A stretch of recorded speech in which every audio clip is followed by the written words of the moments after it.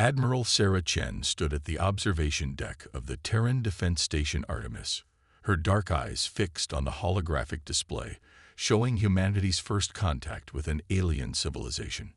The signal had arrived 3 months ago, a quantum burst transmission that had bypassed all of Earth's conventional detection systems.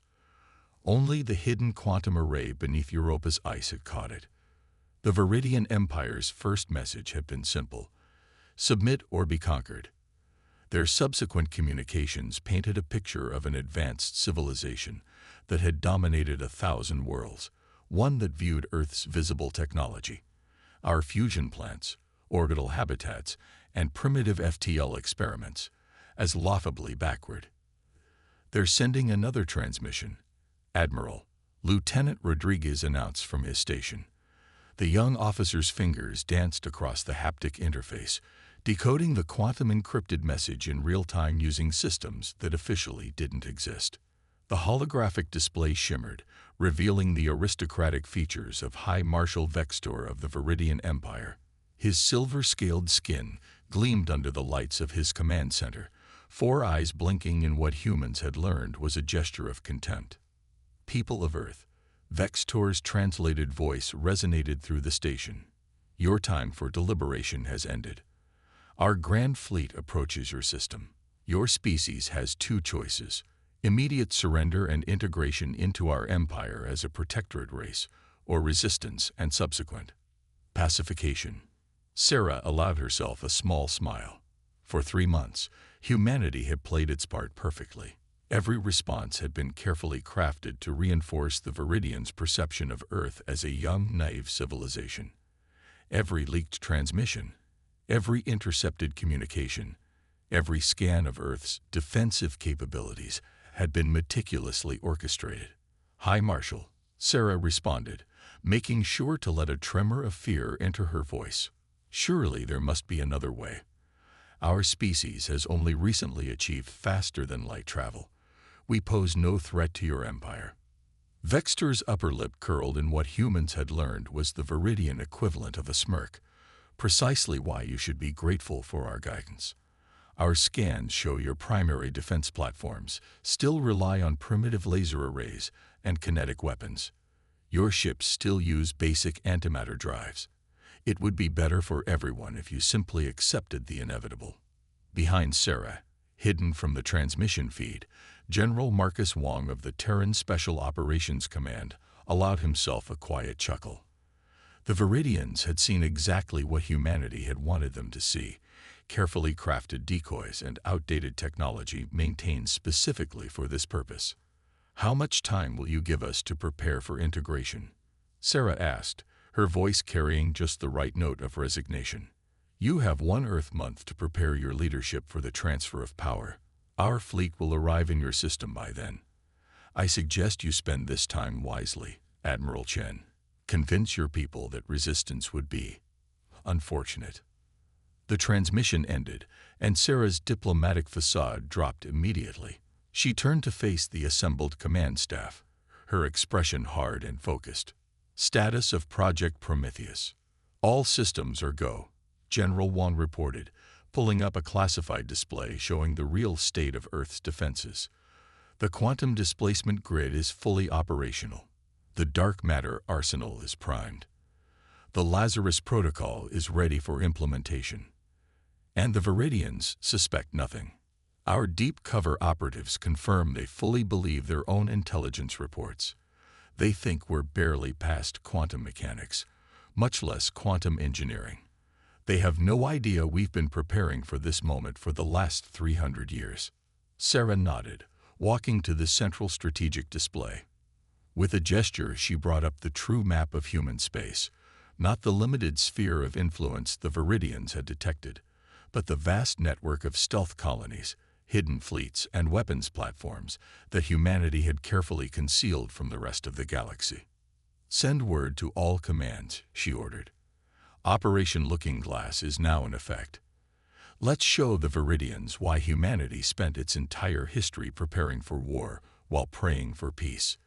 As the orders went out, Sarah reflected on the irony of the situation. The Viridians thought they had found an easy target, a young species ready to be conquered. Instead, they had stumbled upon humanity's carefully laid trap, a trap 3 centuries in the making. The Viridian fleet would arrive in 1 month, expecting to find a primitive civilization cowering in fear. They would instead encounter the full might of a species that had turned paranoia into an art form, that had hidden its true capabilities behind a mask of technological inferiority, waiting for the day when some ambitious empire would make exactly this mistake. Begin Phase 1 of the operation, Sarah commanded. Let's give our guests a proper welcome when they arrive. As her orders echoed through the quantum comm network, hidden facilities throughout the solar system began to awaken. Beneath the surfaces of Mars and Venus, vast production facilities hummed to life. In the Kuiper Belt, cloaked shipyards began launching vessels that would make the Viridians' most advanced warships look like children's toys.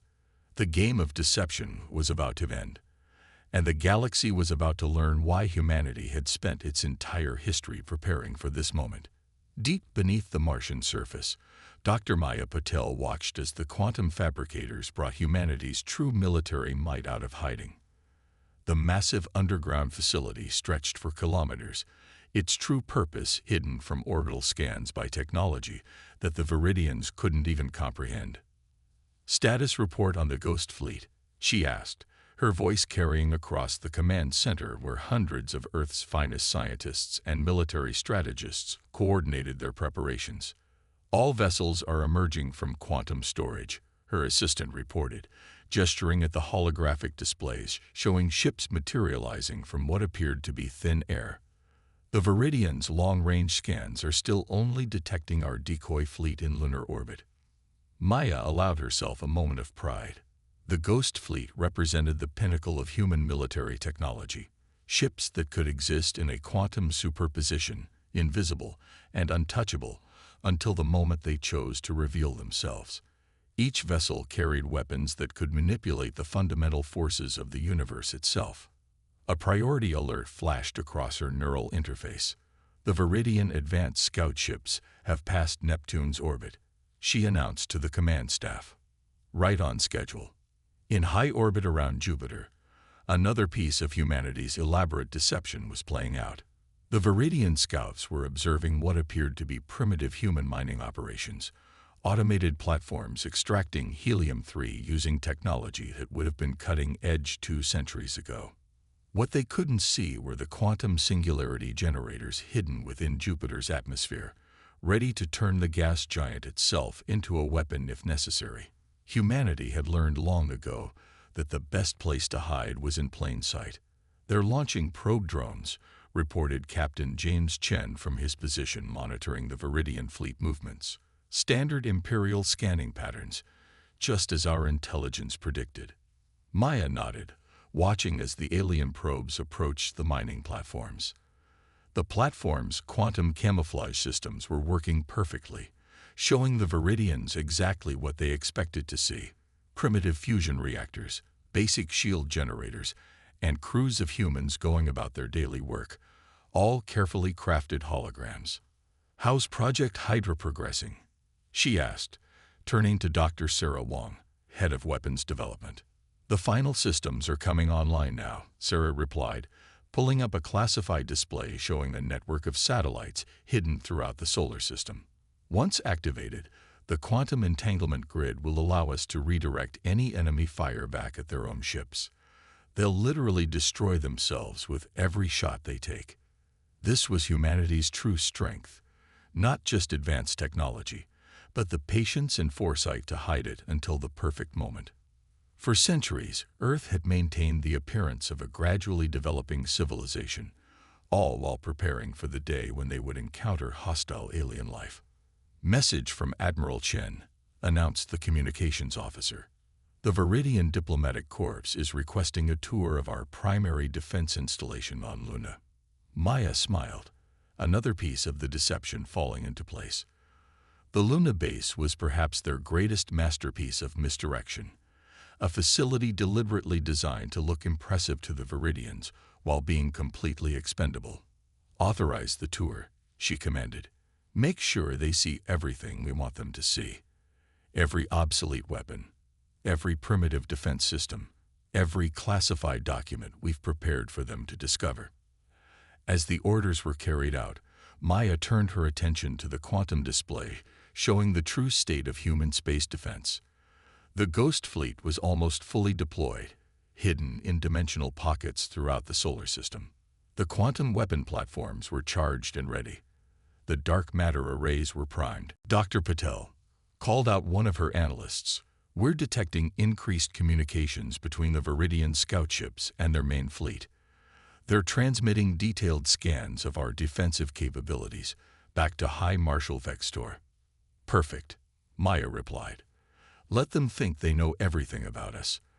Let them plan their invasion based on what we want them to see.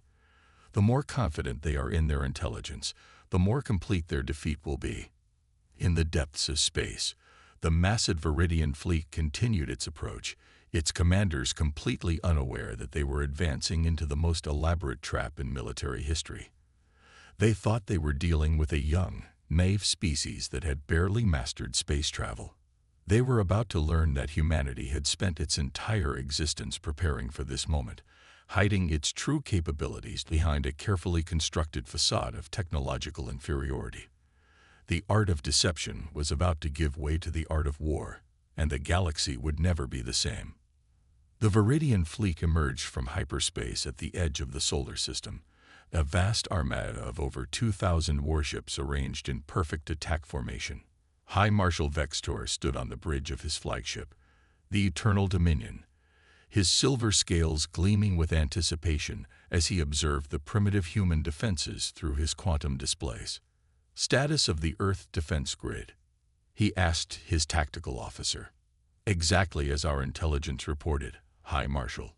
Basic laser arrays, kinetic barriers, and antimatter torpedoes. Their largest ships are still using fusion drives." The tactical officer's tone carried the unmistakable note of contempt. Vextor allowed himself a moment of satisfaction. The humans had been even more primitive than initial reports suggested. Their pitiful attempts at diplomacy, their transparent military preparations, everything confirmed that this would be a simple conquest. "Send the final warning," he commanded. "Let them witness the full might of the Viridian Empire before they surrender." The message was transmitted, and on Earth, Admiral Sarah Chen received it with a cold smile. She stood in the true heart of Earth's military command, not the decoy installation the Viridians had been allowed to scan, but a quantum-shielded facility deep within Mount Everest. "Are all systems in position?" she asked her command staff. "Ghost Fleet is ready," General Wong confirmed. "All ships are maintaining quantum superposition. The Viridians still only see our decoy fleet. Project Hydra is armed and tracking." Dr. Patel added, "Quantum entanglement grid is at full power." Sarah nodded, then opened a channel to the Viridian flagship. Her holographic image appeared before Vextor, still maintaining the facade of a worried military leader facing overwhelming odds. "High Marshal," she began, her voice carrying carefully crafted uncertainty. "Please reconsider. We've seen the power of your fleet. Surely there's no need for bloodshed." Vextor's upper lip curled in that familiar expression of contempt. "Your surrender is noted, Admiral. However, your recent military preparations have shown defiance. A lesson must be taught. The Eternal Dominion will fire a single shot at your lunar base. The demonstration should suffice to ensure your future cooperation." Sarah's hologram showed appropriate fear. "Please, no. That base contains thousands of personnel. The Eternal Dominion's main gun charge, its quantum-tipped projectile designed to penetrate any known shield technology." The shot fired, streaking toward the lunar installation in a blast of energy that lit up space itself. The projectile never reached its target. Instead, it vanished into what appeared to be a tear in spacetime, reappearing behind the Viridian flagship and striking one of its escort vessels. The ship exploded in a spectacular burst of light, leaving the Viridian command staff in stunned silence. "What?" Vextor began, but he never finished the sentence. Sarah's hologram changed. Gone was the fearful admiral, replaced by a steel-eyed commander whose expression carried the weight of centuries of preparation. "Thank you for the declaration of hostile intent, High Marshal. We needed that on record." The space around the Viridian fleet suddenly came alive. Ships began appearing from nowhere. Massive vessels of black metal that seemed to absorb light itself. The Ghost Fleet had revealed itself, and with it, humanity's true technological might. "Impossible," Vextor whispered as his tactical displays went crazy. "Their ships, they're reading as existing in multiple dimensional states simultaneously." "You thought you found a primitive species," Sarah said, her voice now carrying the unmistakable tone of command. "Instead, you found a civilization that has spent its entire history preparing for this moment. Allow me to demonstrate why that was a serious mistake." The Ghost Fleet opened fire, but these weren't the primitive weapons the Viridians had expected. These were quantum phase cannons that could alter the fundamental forces holding matter together. Dark matter projectors that could tear ships apart at the subatomic level. Temporal disruptors that could trap enemy vessels in time-locked bubbles. "All ships, evasive action," Vextor commanded, but it was already too late. The quantum entanglement grid activated, creating a web of interconnected spacetime that turned the Viridians' own weapons against them. Every shot they fired was caught in the grid and redirected back at their fleet with perfect precision. "This is impossible," Vextor's tactical officer stammered. "Their technology. It violates every known law of physics." "No," Sarah corrected. "It simply operates on laws of physics you haven't discovered yet. Humanity didn't spend centuries playing with primitive technology, High Marshal. We spent them advancing our understanding of the universe while hiding our true capabilities, waiting for someone exactly like you." The Ghost Fleet moved with impossible precision, its ships phasing in and out of normal spacetime as they systematically dismantled the Viridian armada. Quantum weapons reduced proud warships to their component atoms. Dark matter projectors created localized singularities that swallowed entire squadrons. And through it all, Sarah's voice continued, calm and measured. "You should have done more research, High Marshal. You should have asked yourself why a species with such a long history of warfare suddenly seemed so peaceful. Why a race that had nearly destroyed itself dozens of times had suddenly become so docile." The answer was becoming horrifyingly clear to Vextor as he watched his mighty fleet being torn apart by weapons that shouldn't exist. Humanity hadn't evolved beyond warfare. They had perfected it, hidden it, waiting for the moment when someone would make exactly this mistake. The battle wasn't just a defeat, it was a revelation. And as the Ghost Fleet continued its devastating attack, the galaxy was about to learn just how badly the Viridian Empire had underestimated the species they had chosen to provoke. The quantum displays aboard the Eternal Dominion showed a nightmare unfolding. High Marshal Vextor watched in horror as the remains of his once proud fleet tried desperately to mount any kind of effective defense against humanity's overwhelming technological superiority. But the worst was yet to come. "High Marshal," his tactical officer called out, voice shaking. "We're detecting quantum ruptures throughout Viridian space. They're attacking everywhere simultaneously." The displays shifted to show strategic maps of the Viridian Empire. At key military installations, industrial centers, and fleet bases, human vessels were appearing from quantum space. The Ghost Fleet hadn't just been hiding in the solar system. They had positioned ships throughout Viridian territory, waiting for this moment. Admiral Chen's hologram reappeared on the bridge. "Did you think we spent the last 3 months just playing diplomatic games, High Marshal?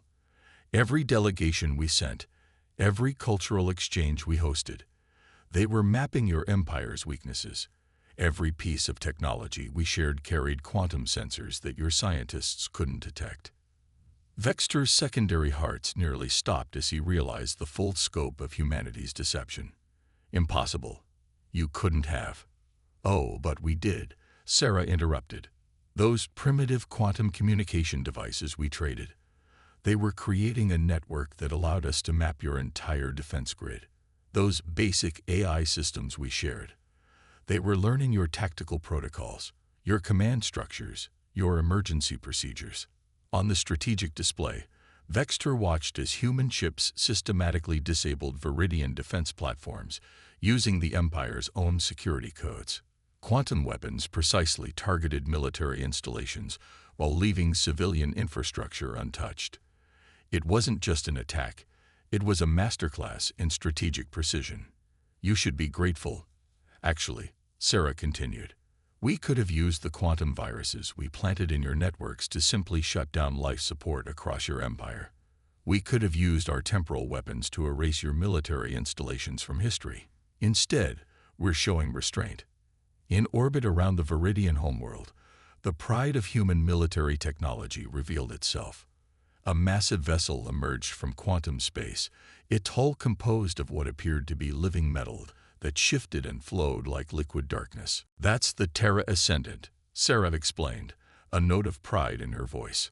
Our first true dimensional dreadnought. It exists in 11 dimensions simultaneously and carries weapons that can rewrite the laws of physics within localized spacetime. We built it a century ago, then kept it hidden because we deemed it too powerful for regular use. The Terra Ascendant's presence alone was enough to cause Viridian defense systems to shut down, their quantum matrices unable to process the ship's multidimensional existence. With surgical precision, it began disabling planetary defense grids without causing a single civilian casualty. Incoming transmission from the Viridian High Council, a communications officer reported to Vextor. They're ordering an immediate surrender. Sarah's hologram nodded. A wise choice. Now, let's discuss the terms. But first, allow me to share something with you. The holographic display shifted, showing historical records that made Vextor's scales pale. This is Earth's history of warfare, Sarah explained. Every conflict, every battle, every innovation in military technology. Notice something interesting about the past 3 centuries. Vextor studied the data, his 4 eyes widening in realization. The development paths, they're all artificial. You deliberately created a false technological progression. Exactly. While we showed the galaxy crude fusion drives, we were perfecting quantum propulsion. While we demonstrated basic laser weapons, we were developing technology that could manipulate the fundamental forces of the universe. Every piece of primitive technology we displayed was carefully crafted to hide our true capabilities. The tactical displays continue to show the systematic dismantling of the Viridian military machine. Human ships moved with impossible precision, their quantum weapons reducing mighty fortresses to atoms while leaving surrounding civilian areas untouched. But why? Vextor finally asked, his voice barely a whisper. Why maintain such an elaborate deception? Because, High Marshal, humanity learned something important from our own bloody history. The best way to prevent war is to be so overwhelmingly powerful that no one dares to start one. But we also learned that displaying such power openly only invites challenge. So we hid it, wrapped ourselves in a facade of primitive technology and peaceful intentions, waiting for someone to make exactly the mistake you did. The Terra Ascendant moved into position above the Viridian capital, its mere presence causing quantum fluctuations that made advanced technology impossible to operate. The message was clear. Resistance was not just futile, it was impossible. Your empire will survive this, High Marshal, Sarah assured him. But it will survive on our terms. Consider this a lesson in the danger of assumptions and in the true meaning of strategic preparation. As Vextor watched his empire's military might being systematically neutralized, he finally understood the full magnitude of his error. He hadn't just attacked a seemingly primitive species, he had awakened a sleeping giant that had spent centuries preparing for exactly this moment. 1 month after the Viridian surrender, representatives from 100 alien civilizations gathered in Earth's newly revealed quantum assembly, a massive space station that existed in multiple dimensional phases simultaneously. The structure itself served as a stark reminder of humanity's hidden technological superiority, its crystalline walls seamlessly blending reality and quantum space. Admiral Sarah Chen stood at the central podium, addressing the gathered species.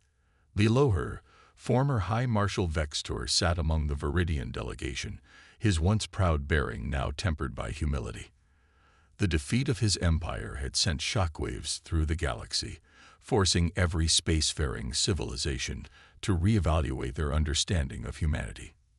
For centuries, Sarah began, her voice carrying clearly through the quantum-enhanced chamber, humanity presented itself as a young, developing species. We showed you crude fusion drives while we traveled between dimensions. We demonstrated basic particle weapons while we wielded the fundamental forces of the universe. We played the part of the naive newcomers while preparing for the day when our deception would need to end. The assembled delegates murmured amongst themselves. Many represented empires that had been considering their own plans for Earth, all now hastily abandoned in light of recent events. But today marks the end of that masquerade, Sarah continued. The galaxy stands at a crossroads. The old order of conquest and dominion must give way to something new, something better. Holographic displays activated throughout the chamber, showing the true extent of human space, not just the small sphere of influence they had previously claimed, but a vast network of quantum-hidden colonies, research stations, and military installations spread throughout the galaxy. Some of you are wondering why we reveal this now, Sarah acknowledged. Why we chose this moment to show our true capabilities. The answer is simple. The galaxy is ready for change, and humanity will ensure that change comes peacefully, one way or another. The Terra Ascendant appeared outside the station's quantum windows, its impossible form serving as a silent reminder of humanity's power. But alongside it, another vessel emerged, one that drew gasps from the assembled delegates. This is the Pax Humana, Sarah announced as the new ship came into view.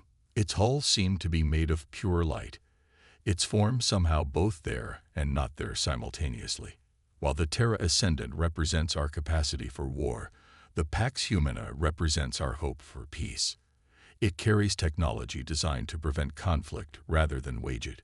Quantum shields that can protect entire solar systems, dimensional stabilizers that can prevent the use of weapons of mass destruction. Dr. Maya Patel stepped forward, activating a new set of holographic displays. For centuries, humanity developed two parallel technological paths, one for war, which you have recently witnessed, and one for peace, which we now offer to share.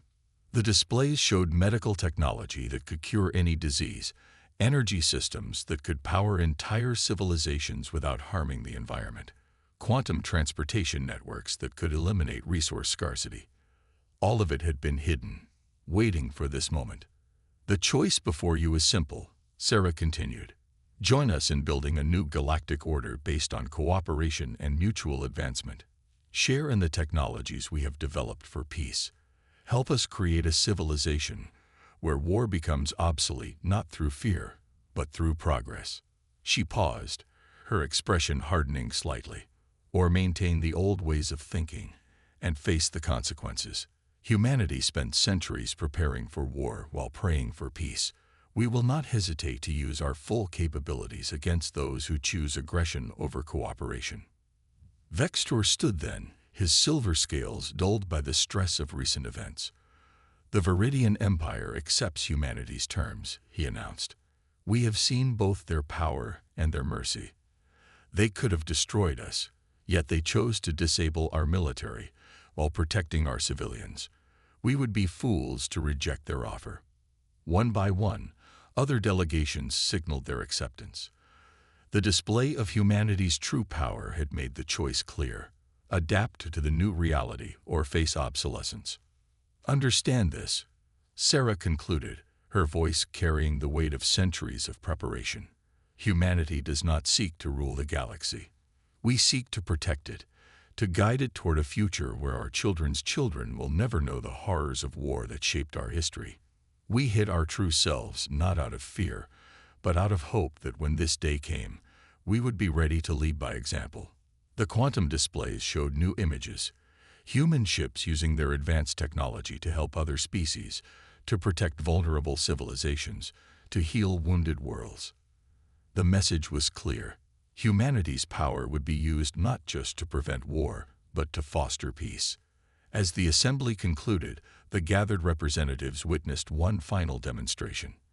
The quantum station itself began to shift, revealing that it was merely one small part of a vast network of humanity's peaceful installations hidden throughout the galaxy, each one ready to emerge from quantum space, not to wage war, but to build a new future. The age of deception was over. The age of human guardianship had begun. And as the delegates departed to inform their governments of the new reality, they carried with them a profound understanding. Humanity had spent centuries preparing for war precisely so they could make war itself obsolete. For in the end, that had been the greatest deception of all. Not that humanity had hidden its power, but that it had done so in the hope of never having to use it.